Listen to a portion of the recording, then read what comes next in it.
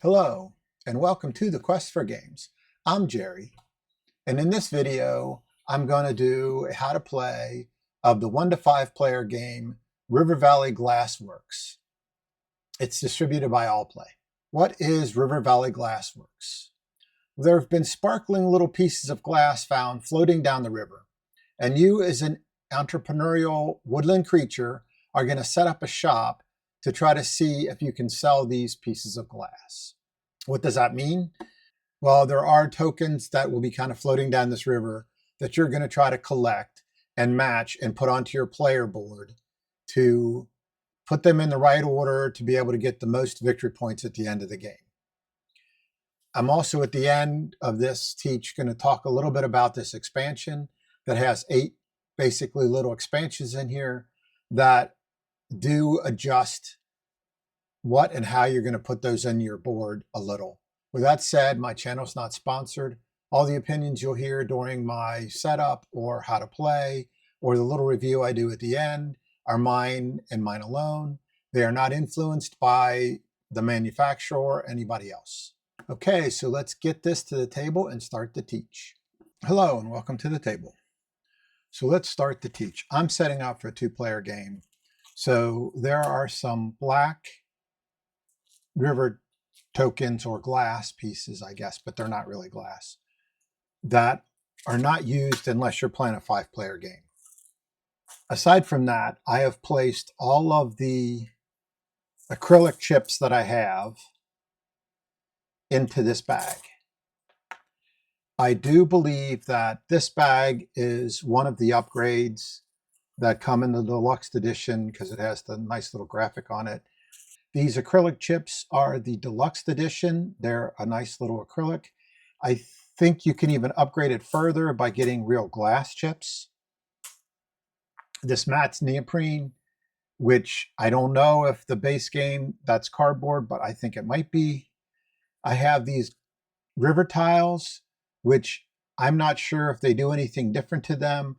They may be cardboard also instead of this clear. Other than that, I think the base game comes with pretty much the rest of this the way it is, I think, but I'm not sure.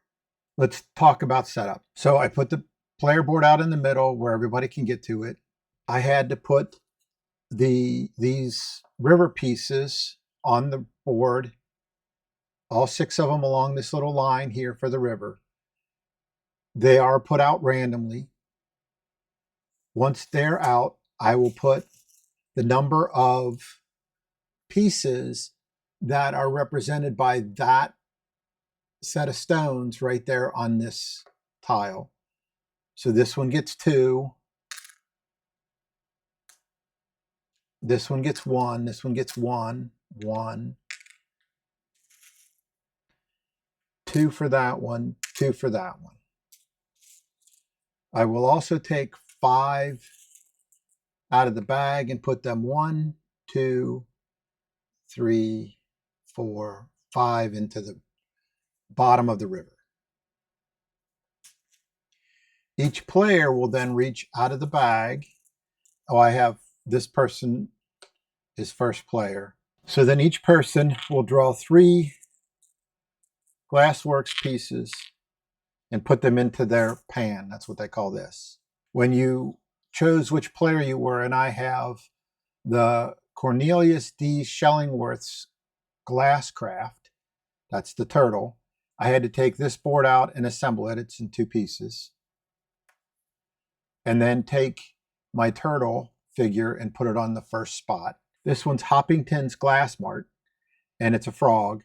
So I put the frog marker on the 0 space, and then we're set up and ready to play. So before we start the rules, I want to go over a couple of basics. There are 6 different shapes of the colored tiles, glass pieces.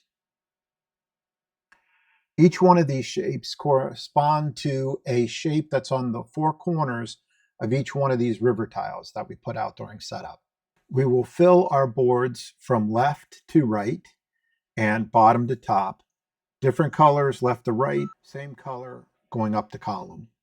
And there is a chart right here that tells you rarity to kind of give you an idea of how rare that particular piece of glass is. So let's talk about turns. You can do one of two things. You can place a piece of glass out into the stream, and then you get to take the glass that's on the tile either upstream or downstream of the one that you put it on. And then we will move, let's say we took this, we will move this tile to the back, and I'll show that in a minute. You can also take two pieces of glass. Doesn't matter if they're the same color, the same shape, anything. You can put two pieces of glass down onto one river tile and then take the glass on upstream or downstream of where you put your two pieces down at. That's what you do if you don't have a piece of the shape that you're looking for. The other thing that you can do is you can pull 4 pieces of glass from the lake to refill your pan. But the pan only has a max fill of 5. So, and it says it right in the bottom of the pan that the max fill is 5.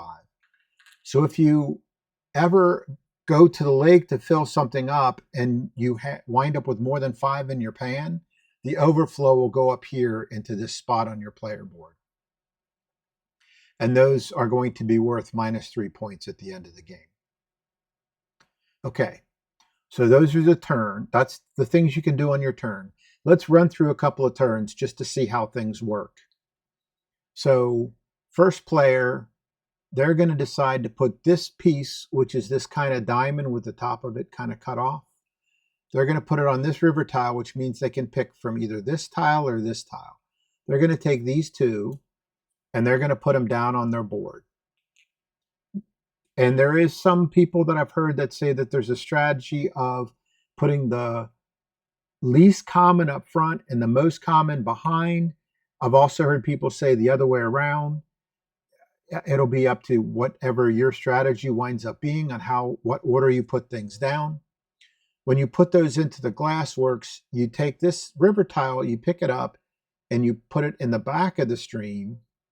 And then you look at the tile in front of it, and it says, oh, that was 2. So the first player will reach into the bag and put 2 tiles here. And the last thing that they'll do on their turn is they'll say, I picked up 2 pieces of glass, so I have to move my character up 2 on the board. Then it's the second player's turn. So the second player surveys and says, I think I'm going to put mine, I'm going to take these 2 because I want those 3 and put them here. And I'm going to take these 3 and put them down 1, 2, 3, and pick this tile up and move it to the back. The tile in front of it says 2, so the second player reaches in the bag and grabs out 2 and puts them on that river tile. Back to the first player's turn. The first player has this oval, so they're going to go to here, and now they could either take this one where they get 2 stones, or they could take this one where they get more different colors. So they're going to go for the one that gives them more different colors. But you'll notice that this is the same color as this one, so they have to stack that up. And then these 2 get laid in here in the order they choose. And then we'll pick this tile up and we'll move it to the back and slide it forward.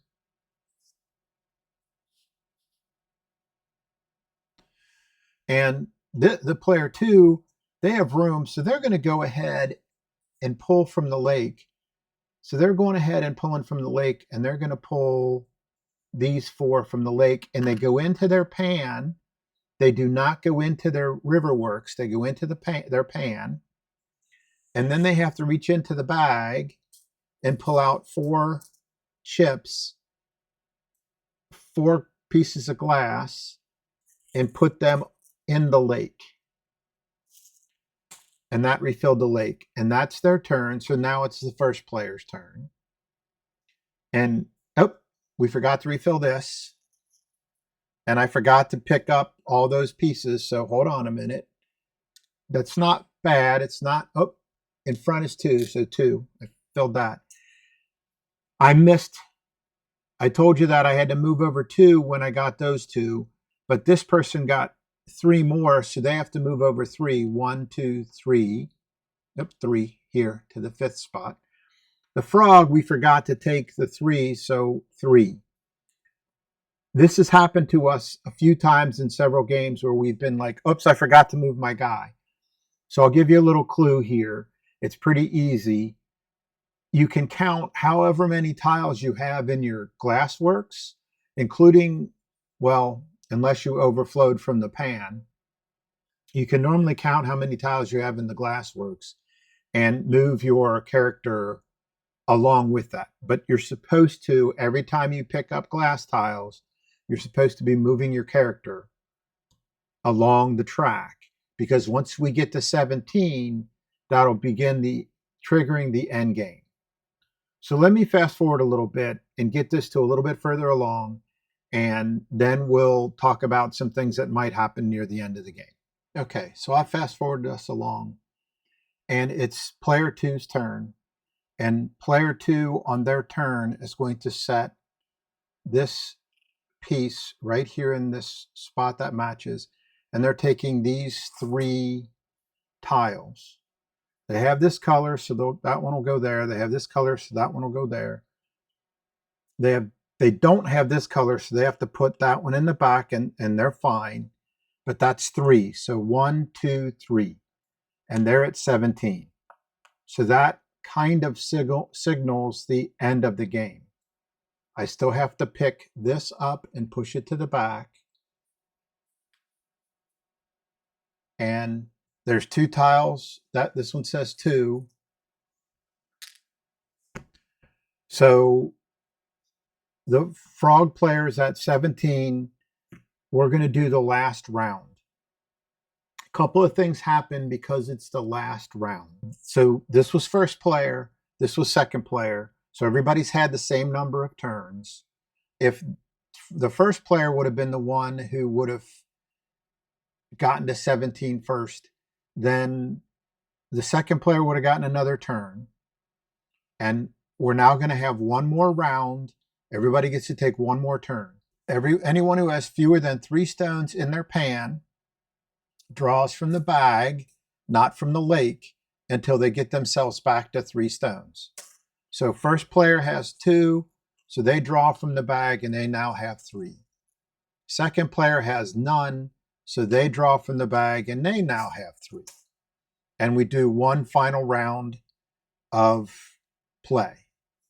So it's the first player's turn, and the first player was thinking about going to this tile themselves, but they have a problem. If they go to that tile, they would be getting these 2, and they could put one of them here, but this one doesn't match any of their colors. So this one would have to go to their overflow and cost them 3 points at the end. So they're thinking twice about that. They're not sure that's what they want to do. But they do really want to get this row filled up, so they need to find at least one new color that they don't currently have, if they possibly can. But this one has 2 new colors for them. So let's see. They have all of those, so can they get a circle? No. But let's just say we're going to play the 2 tiles here, and they're going to take all of these. Oh, that's another problem. 2 blues. Well, we can only fit a blue here, but this one has to go to the overflow. Now the orange can go here and the white can go there, and that's fine, but they got that one overflow. So is that the best option for them? We have to move this up like that. They got 4 pieces, so they're going to be past 17. So we have to move them. 2, so we have to put 2 stones on this one. And now it's Hoppington Glassmart's last turn. So what do they want to do? Well, they'd like to get an orange and a yellow, but there is only the one orange out there. But if they pick up that orange, this is a different color than any one they have, and they're already filled out. So they would have to do, this one would have to go into the overflow. This purple's okay, but that's again that color that they don't have in their Glassworks, so that it would have to go into the overflow. They would like to get an orange and a yellow to fill this out, but they're not going to get that. So they don't want the pink. They can take the white. So let's see, can they arrange to get to that white? Well, they'll use two pieces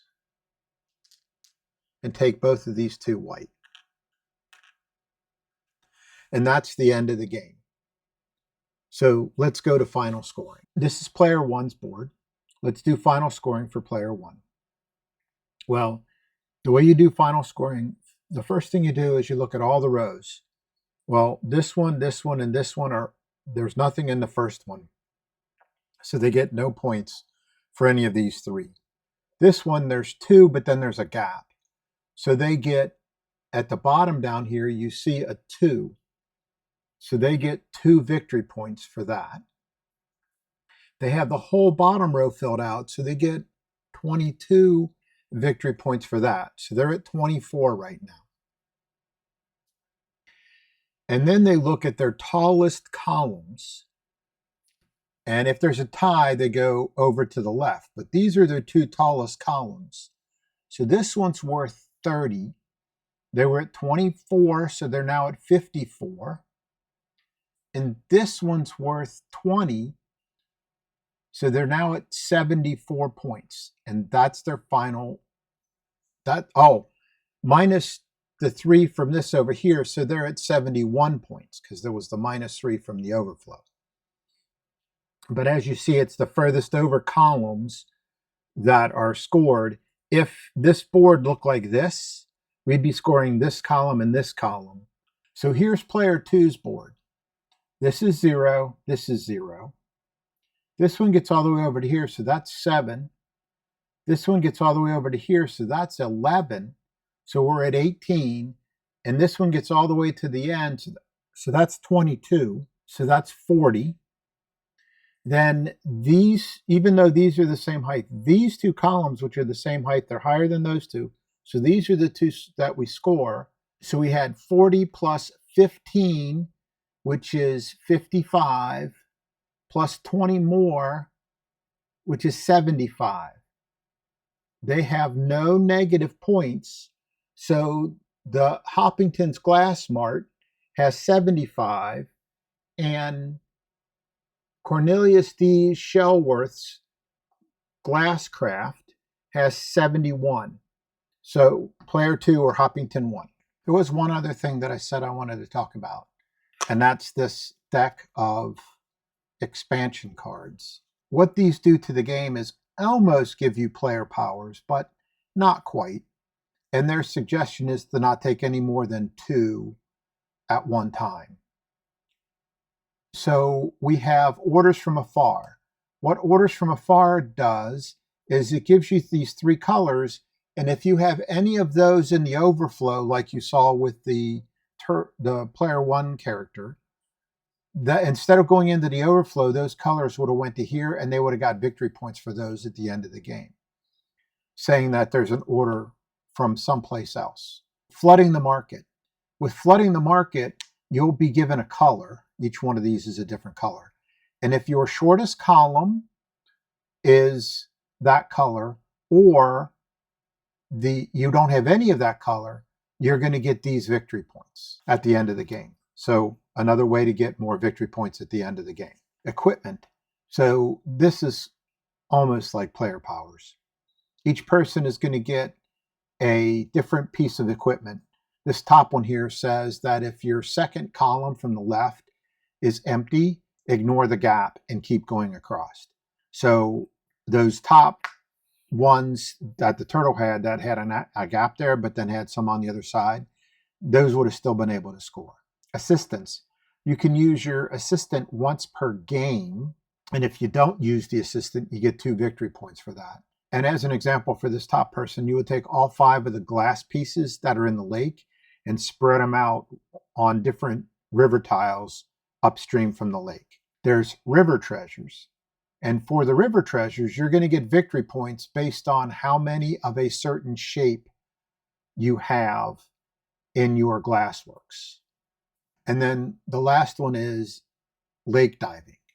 You will get a special shape, and every time you play one of those shapes into the river, you'll get to grab one extra piece of glass from the lake. So that's what's in that expansion. And to be honest with you, I really like playing with these. It does add a lot to the game. Let's go to final thoughts. Final thoughts for River Valley Glassworks. Well, we'll start with build quality. Build quality, at least in this deluxe edition, is really good. I like the acrylic tiles. I like the neoprene play mat and the river tiles that are there. The double layer player board that was in this deluxe edition makes it easy to keep the glass pieces in place and to move your person on the track and then staying in a spot. So I think the build quality of this, especially in this deluxe edition, is excellent. The upgrade that allowed you to get glass pieces instead of the acrylic ones that I have, I don't know what that would have done, how that would have made it any different, but I'm very happy with what we have from a build quality. Pros and cons. The game's pretty easy to teach, but there's a lot of strategy in which ones do I want to draw and how do I want to put them into my Glassworks. As you saw, I've played this quite a bit. You'll notice that I pushed a lot of things off to the right on my player board so that I had the higher columns over there because those higher columns score more. So, but that's something you learn by playing the game. And I've played this game quite a bit because a lot of the people that I play with, it's easy to teach. It's a fun little game. You'll have fun playing it even if you don't get into that strategy. Cons. The scoring's a little bit finicky in the beginning. It's a little difficult to understand. I hope I did a good job of explaining how it works. But the first few times, we had to read through those instructions 2 or 3 times to understand it. So if there was a con, that would probably be the only one that I have. Took us a little while to figure that out. I think that's the only con that I have right now. So what's my score? I would put this at an 8. It's a good 5 players, which is really good size. I'd actually like some bigger than this. I wish I had an expansion that would let me play with more people. But it's a lightweight, easy to get on the table game. It says 25 minutes to play on the box. And with my group, we usually take those times and double it. And usually the first couple of times we play something, we really triple it. That would mean it would take us an hour and a half to play. Those first couple of games that we played may have been close to an hour, but it wasn't an hour and a half. And now we can easily get a game in a half hour, maybe 40 minutes. I don't know if we're down to 25, but during the teach, when I was playing this single player, I definitely hit under 25. So I think with the right people, you could probably hit that under 25. Anyway, I would classify this as an 8. It's a good game, easy to get on the table, easy to teach, and everybody I've played it with has enjoyed it. Is this game for you? Well, there is a light amount of strategy in it.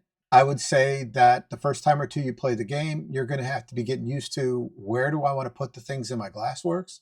But after a game or two, you understand better what my strategy might be of where I'm putting my glass chips as I'm putting them into the Glassworks. It's a quick game, so having to play it once or twice before I fully grasp the strategy there is not a big deal. I think I've said this in an awful lot of reviews, but it is not a combative game. There is no really head-to-head competition with, directly attacking somebody else. So if that's what you're really looking for, this is probably not for you. But this does have the same kind of Euro that, I took the glass pieces that somebody else was looking for, or, those kind of things. All right. So I'm going to do a little bit of a quick separate review on this, the expansion. I've played the base game enough that we've actually wound up breaking out this expansion a couple of times with different people, and I really think it adds to the play. I'm not sure that I'd take this from an 8 to a 9 by putting this in. I do think that it'll extend the amount of times you can get this on the table because this does add enough variety. I'm still looking for something that give me really player power so that each person's a little different.